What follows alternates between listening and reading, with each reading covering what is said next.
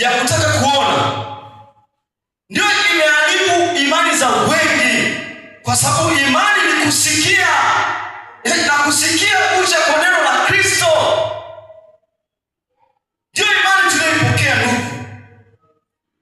Hatukupokea imani kwa kuona, kwa sababu ingekuwa kwa kuona, wana leo watu jinsi wanavyoona na jinsi wanavyoyumbishwa.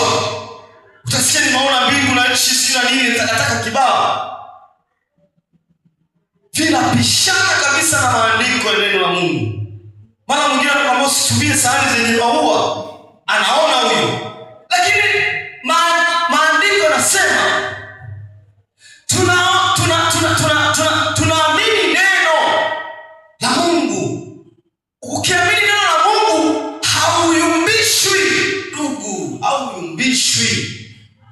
Yaani ukiamini neno la Mungu hauyumbishwi.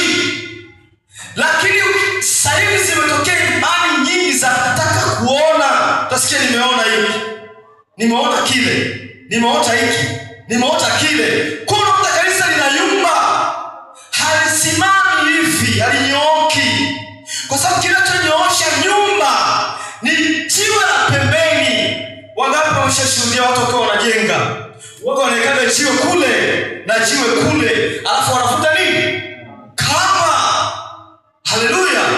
Ile kamba imenyooka pale si kwa sababu ya kamba yenyewe. Ile kamba imenyooka kwa sababu ya lile jiwe lililokuwa kule la pembeni. Jiwe la pembeni ni nani? Jiwe la pembeni ni Yesu Kristo, ambaye jengo linanyooka, ambaye ndio neno lake. Haleluya. Ndio maana unakuta leo kanisa zimejaa shuhuda za kutosha, takataka zilizotoka kuzimu, nyingi za kuzimu. Haleluya. Amen. Na wengine wanakaa nasema unalionea kanisa sila ya ile wivu wa Bwana. Unaona hili kanisa linayumbishwa kabisa. Unaangalia unaona kabisa hii inapotosha kanisa. Lakini yule Bwana anasemaje? Sema neno. Haleluya. Amen. Sema neno. Tunahitaji neno ndugu, tuliamini. Tukae katika kusudi la Bwana, kwa sababu tumeitwa kwa neno. Tumeamini kupitia neno. Kuvaa ni neno linasema tuvae mavazi ya kufanya ya kustiri. Neno limesema mavazi